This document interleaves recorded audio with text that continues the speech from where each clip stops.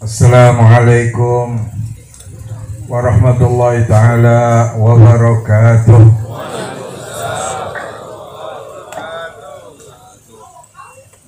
Alhamdulillah ala lutfil amim wa in'amihil jasim, wa asyhadu an la ilaha illallah wahdahu la syarika lah dzul fadlil azim, wa asyhadu anna sayyidana wa nabiyana wa qurrata a'yunina wa maulana Muhammad man zadal khalila wal kalim al madhul azam wal wasitatul kubra li naili maqamil karim al matlabil fahim al khalidi na'imil muqim. Allahumma salli sallim azim wa majid ala habibika sayyidina wa nabina Muhammad wa ala alihi wa sahbihi wa man sarka nahjamul qawim. Rabbi shrah li sadri wa yassir li amri wa hlul 'uqdatam min lisani yafqahu qawli bijai habibi sayyidi Muhammad. Allahumma shalli ala nuril anwar wa sirril asrar wa tiryakil aghyar wa mitahi babil yasar sayyidina Muhammadil mukhtar wa alil adhar wa ashabil akhyar adada ni'amillahi wa ifdhalih. Yang kami muliakan, kami cintai, serta kami hormati para sahadah al-alawiyin, para habaib al-kurama al-fudala, wabil khusus pengasuh majlis Haddadul al-Habib Haddadul Gulub al-Habib Hamid Barakbah dan Habib Zain Ba'bud serta Habib Kamal Bahsin, Habib Ahmad Al-Qab, pengasuh pondok Jamiatul Khair, juga Habib Hamid Ba'bud, Habib Alwi bin Syihab serta Habib Hamid Asgab dan para habaib yang lain. Mohon maaf tidak bisa menyebut satu persatu. Juga Ustadz Waluyo yang dimuliakan oleh Allah Subhanahu wa ta'ala, para hadirin, para bapak, saudara-saudara. Alhamdulillah kita bersyukur kepada Allah Subhanahu wa ta'ala pada malam hari ini kita bisa bergabung, bisa disatukan untuk mengikuti acara rutinan sekaligus memperingati Maulidin Nabi SAW yang didirikan atau yang diadakan oleh pengasuh Majelis Al-Habib Al-Fadil Al-Habib Hamid Barakbah. Mudah-mudahan ini adalah pembuka hati kita, penyambung hati kita, serta pengikat hati kita kepada junjungan Nabi besar Muhammad sallallahu alaihi wasallam. Ma'asyiral hadirin yang dimuliakan oleh Allah rahimakumullah, kalau saja ada peringatan Maulid Nabi pasti ada suasana yang berbeda. Kenapa suasana Maulid berbeda dengan yang lain? Kenapa Maulid itu diadakan? Inilah cara para ulama memiliki kecermelangan atau memiliki keluasan ilmu yang begitu luas supaya umat selalu mengenang, supaya umat selalu mengingat, supaya umat selalu menyebut-nyebut nama baginda Nabi SAW.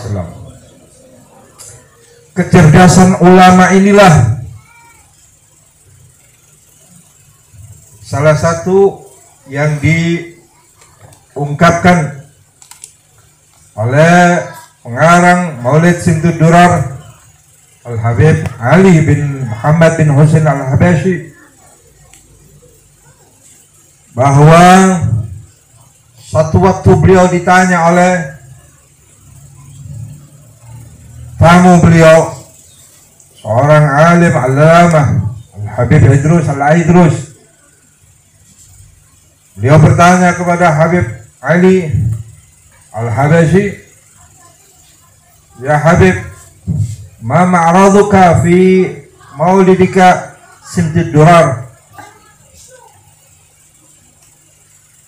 Apa ya Habib kira-kira yang Anda tawarkan tentang keistimewaan pembacaan Maulid Simtud Durar?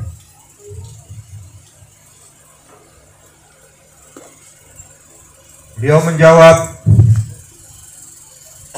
"Maulidi hadza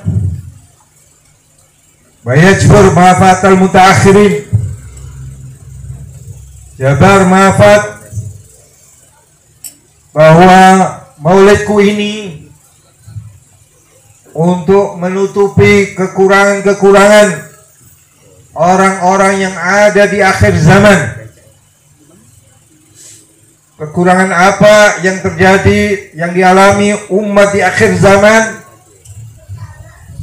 Kalau dulu rumah-rumah mereka senantiasa ada suara-suara Al-Quran, dibacakan lantunan Al-Quranul Karim, dibacakan aurat, sampai tangisan-tangisan di rumah-rumah mereka, di keheningan malam terutama.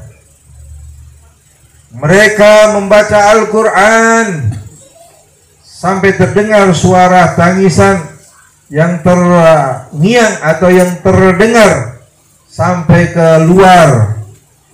Dan itu di setiap rumah-rumah orang-orang Islam, buyutul muslimin. Ternyata mereka memiliki keistimewaan. Setiap kali mereka membaca Al-Quran sampai meneteskan air mata, sampai mereka lupa dengan segalanya, karena mereka memiliki nazra, memiliki sesuatu yang mulia, istimewa di dalam hati-hati mereka. Suara aurat, suara rawatib, suara ratib-ratib, qiraat, bacaan-bacaan yang dibaca setiap rumah antara maghrib dan isya didengar di seluruh tempat-tempat atau rumah-rumah, majelis-majelis setiap orang-orang Islam. Namun di akhir zaman, ya seperti zaman-zaman yang kondisi semacam kita ini, yang kita ketahui, yang kita alami ini, sudah tidak ada lagi suara Al-Quran, apalagi di keheningan malam, di kegelapan malam. Di saat-saat mereka tidur terlelap, ada suara orang-orang yang sampai menangis ketika membaca Al-Quran.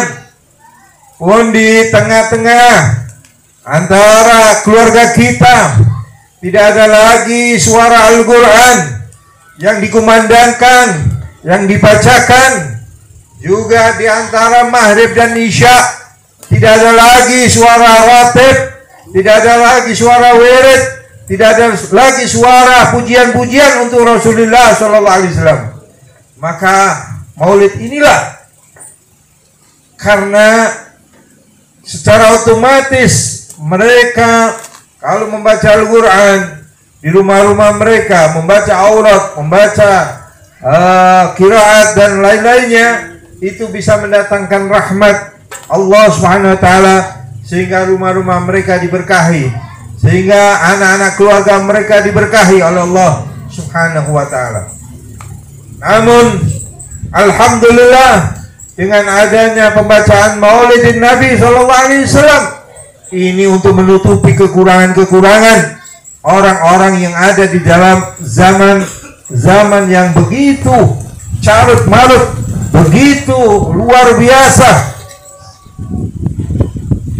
Subhanallah, pembacaan Maulid ini mudah dan cepat untuk mendatangkan rahmatnya Allah. untuk merubah, walaupun mereka jauh daripada Al-Quran, tetapi hati mereka masih ada sambungan dengan Rasulullah Sallallahu Alaihi Wasallam.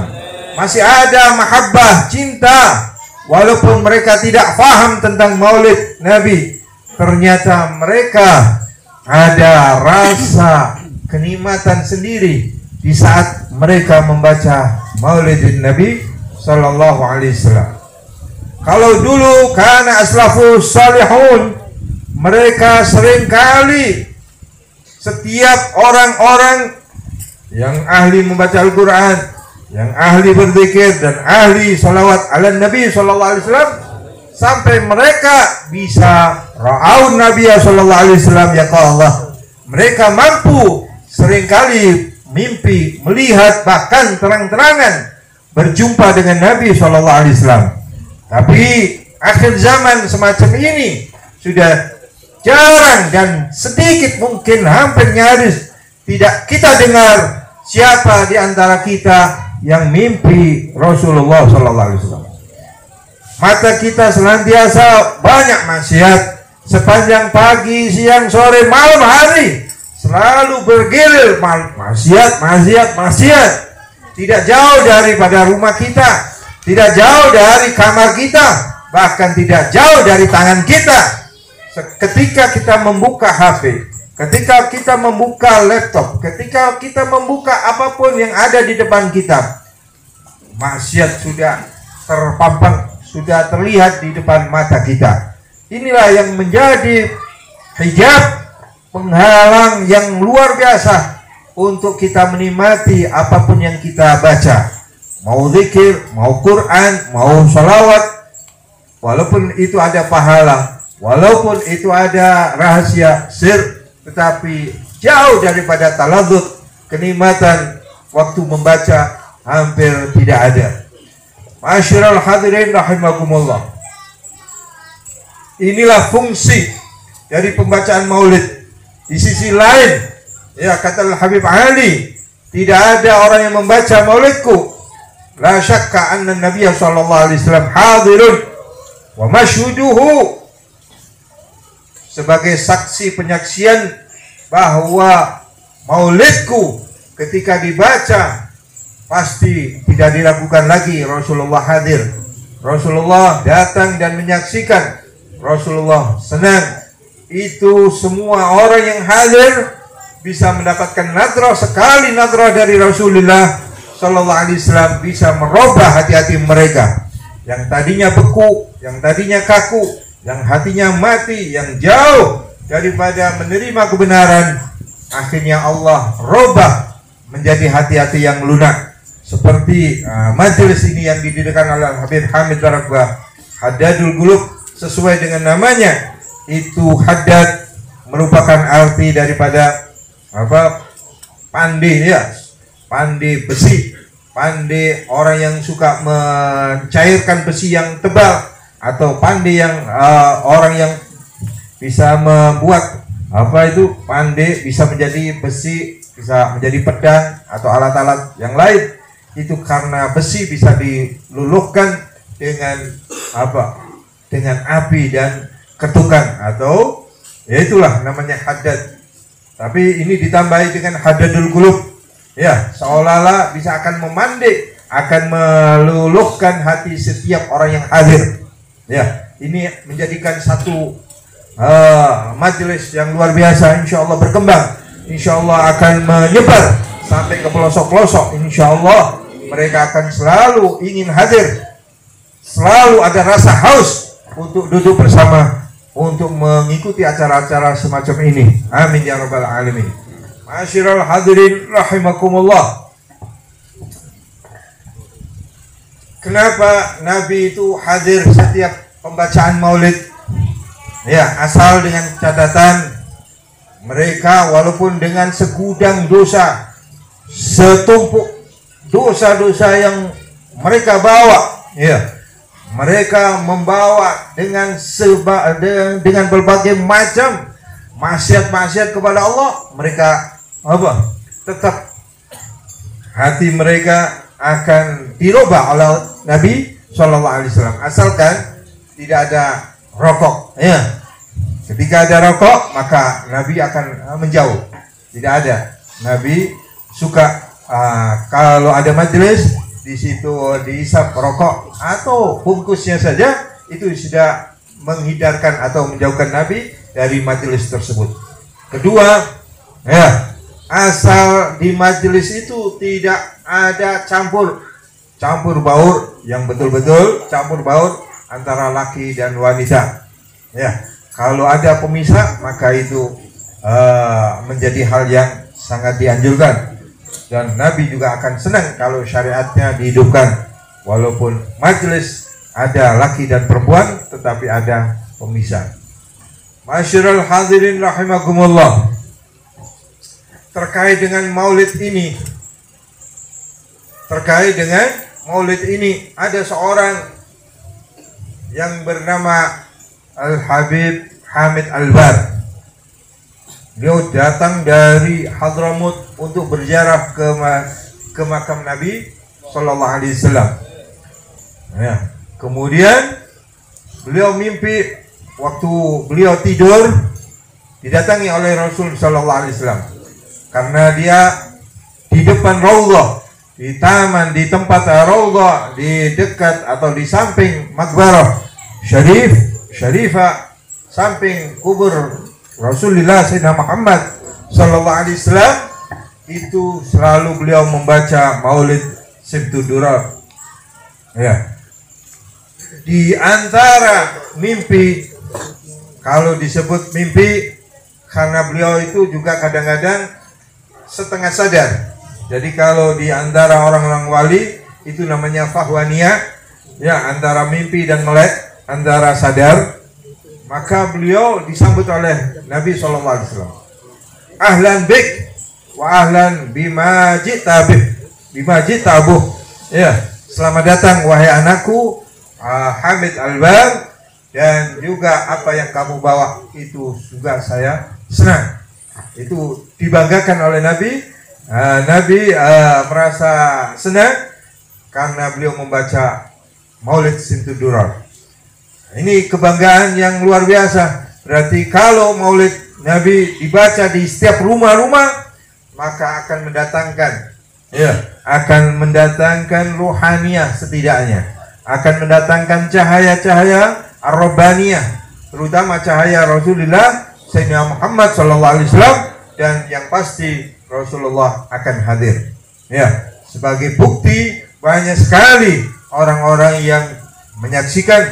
Ya, sampai sekarang ada orang yang ketika membaca Maulid sampai dia meneteskan air mata, nangis dengan serius, dengan betul-betul menangis, menggugu-gugu. Ya, sampai sekarang ada. Dan setiap kali ditanya, kenapa engkau menangis? Karena saya tidak kuat. Waktu diam, waktu berdiri, beliau melihat cahaya yang luar biasa yang menyinari ruangan itu, dan ternyata itu adalah Rasulullah Sallallahu Alaihi Wasallam. Ada seorang syarifah di daerah Bondowoso, Jawa Timur. Setiap kali waktu qiyam Maulid Nabi Sallallahu Alaihi Wasallam, maka beliau senantiasa selalu pingsan, seringkali pingsan. Lalu ditanya kenapa? Ya, kenapa sampai pingsan? Karena saya tidak kuat dengan silok yang terpancar dari Rasulullah Sallallahu Alaihi Wasallam. Hadir Nabi, menyaksikan Nabi di majelis beliau. Masya Allah, tabarakallah. Inilah satu keistimewaan daripada pembacaan Maulid Nabi Sallallahu Alaihi Wasallam. Oleh karena itu, biasakan anak-anak kita, ya, biasakan keluarga kita, rumah kita untuk dibacakan Maulid Nabi Sallallahu Alaihi Wasallam. Ini tanah, rumah, dinding, apapun yang ada di sekitarnya menjadi saksi dan senang. Ya, ada Rasulullah SAW lamma dakhala al-jannah wa umamuhum, beliau lamma dakhala al-anbiya al-jannah wa umamuhum ingkasat. Ya, ingkasat ada nabi-nabi digambarkan bahwa surga ketika dimasuki oleh para nabi-nabi dan umat-umatnya atau pengikutnya, si surga itu la laha farah. Si surga tidak ada rasa kegembiraan. Si surga tidak merasa gembira atau senang. Bahkan ingkobal menyempit, ya, seperti menolak, enggan untuk dimasuki para nabi dan umatnya atau pengikutnya. Namun ketika si surga dimasuki oleh Nabi Sallallahu Alaihi Wasallam, ittasa'at wa hasalat lahu sururu wal huburu ma la tuhsalah. Ya, kalau surga dimasuki oleh Nabi, digambarkan Nabi masuk ke dalam surga dan pengikutnya, umatnya, maka si surga gembira, senang, luar biasa, senang, bahagia, dan menjadi luas, tambah luas. Itu seperti menandakan kegembiraan itu, sikap si surga ditunjukkan karena mengharap betul kedatangan Nabi Sallallahu Alaihi Wasallam. Pun begitu juga rumah-rumah yang dibacakan di situ maulid Nabi Sallallahu Alaihi Wasallam, yang di situ dibacakan salawat ala Nabi Sallallahu Alaihi Wasallam, si rumah akan gembira, si rumah akan senang. Sama kalau mereka bisa bicara, tentu akan mengucapkan ribuan terima kasih kepada pemiliknya, karena beliau, si rumah atau dinding atau apapun lantainya, termasuk apa saja yang ada di situ, akan merasa gembira, bahagia, bisa menyaksikan dan bisa didatangi oleh Rasulullah Sallallahu Alaihi Wasallam. Satu bukti bahwa ada pohon kurma. Pohon kurma ini disandari oleh Nabi Sallallahu Alaihi Wasallam. Setelah beliau berdiri dan berjalan, si kurma ini menangis. Bahkan, ya, si pohon ini, si pohon ini menangis sampai didengar oleh para sahabat. Suara tangisan itu berhari-hari.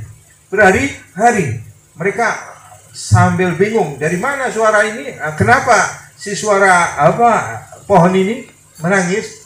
Akhirnya mereka sahabat melaporkan kepada Nabi Sallallahu Alaihi Wasallam. Datanglah Nabi untuk menjenguk, si kurma itu. Seraya beliau berkata, cukup kamu, ya, tangisanmu untuk didengar oleh para sahabat. Diusap itu pohon kurma, akhirnya reda dan tidak lagi menangis karena sudah gembira melihat lagi Rasulullah. Jadi menangisnya si pohon kurma saat beliau ditinggalkan oleh Rasulullah Sallallahu Alaihi Wasallam. Kapan lagi berharap, ya, bisa disadari, bisa diduduki, bisa bertatap muka dengan Rasulullah Sallallahu Alaihi Wasallam. Kalau saja itu kurma tidak diusap oleh tangan suci Rasul Sallallahu Alaihi Wasallam, maka kurma itu bisa menangis ila yaumil qiyamah menurut para ulama. Itulah bukti bahwa kurma rumah yang dimasuki oleh Nabi Sallallahu Alaihi Wasallam itu akan berbeda. La taj'alu buyutakum kubura, kata Nabi. La taj'alu buyutakum kubura wa nawwiruha bi qiraatil Qur'an wassalati wassalami alayya. Kata Nabi, jangan kau jadikan rumah-rumah kalian itu seperti kuburan, gelap gulita.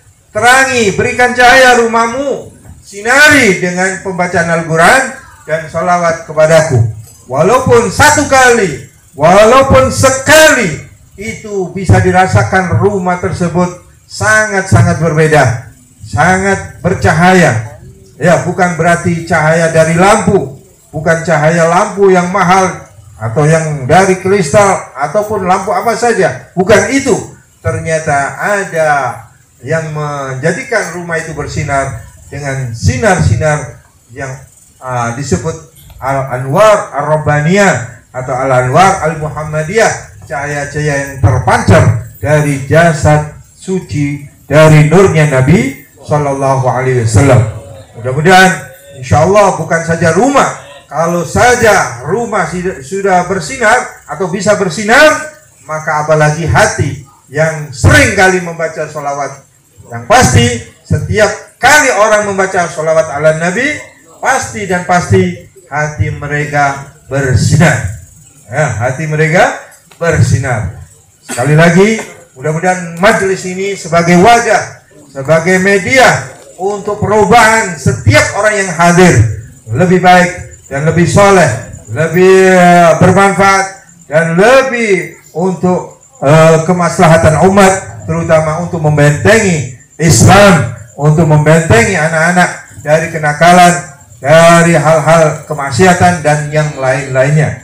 Maka majelis ini seperti dikatakan oleh Imam Al-Habib Ahmad Al-Imam Al-Habib Ahmad bin Sumed, ya, beliau Al-Habib Ahmad bin Idrus bin Sumed, beliau mengatakan, maaf, Habib Ahmad bin Zain bin Sumed, beliau mengatakan al-khairu wasyarru madriun fil insan. Ya, setiap kebaikan dan keburukan itu seperti benih, muncul dan ada di setiap seseorang. Wala yadharu illa bimukhalatatihi li ghairihi. Itu kebaikan, keburukan tidak terlihat, tidak jelas kecuali ketika berkumpul dengan yang lain. Ketika berkumpul dengan orang-orang yang baik, maka akan nampaklah sikap yang baik, muncul kebaikan-kebaikan yang lain. Fa'in khalata, ya, kalau seseorang itu bergaul dengan orang-orang al-akhyar, fa'in khalata al-akhyar zahara lahu fi'lul khair. Kata beliau, kalau dia bergaul dengan orang-orang baik, maka orang itu akan menunjukkan sikap yang baik. Jadi tergantung, ini perubahan kebaikan. Kalau kita senang dengan majelis kebaikan semacam ini, maka akan selalu baik. Anak-anak kita perlu kita dorong, kita ajak, kita giring untuk datang ke majelis semacam ini. Fa'in khalatal asyrar, kalau dia bergaul dengan orang-orang yang jahat, orang yang asusila, orang-orang yang amoral, orang-orang yang tidak bermolat, orang-orang yang perbuatannya suka maksiat, zahara minhu fi'lu syarr, maka akan nampak perbuatan kerjaan yang jelek.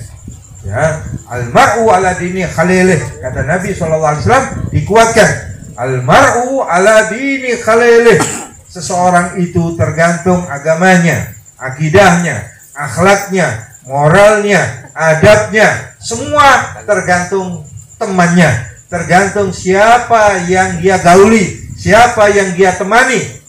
Ya, waman sahibal akhyar ja'alahu minal akhyar wa in kana minal asyrar. Kalau dia bergaul dengan orang-orang yang baik, maka Allah jadikan, Allah roba dia menjadi baik, sekalipun tadinya dia orang yang jelek, orang yang jahat, orang yang tidak bermoral, orang yang luar biasa, ahli maksiat, Allah robah bisa menjadi baik. Fa'in sahibal asyrar ja'alahu minal asyrar wa in kana minal akhyar. Ya, kalau dia bergaul, berkumpul, berteman dengan orang-orang yang jahat, maka Allah jadikan dia orang-orang yang jahat, sekalipun sebelumnya dia orang yang baik. Jadi pengaruh besar ketika dia bergaul, berkumpul, ya, bergaul dengan orang-orang yang baik. Apalagi yang kita gauli, kita kumpuli adalah habaib, para habaib, dan juga ya Habib Hamid sebagai pimpinan majelis yang bertanggung jawab. Walaupun beliau tidak menyadari majelis itu membawa perubahan, beliau tidak merasakan, tetapi Allah sendiri yang akan turun tangan, akan merubah siapapun yang hadir di majelis beliau. Ini terbukti bahwa ada seorang ya datang kepada Habib Ali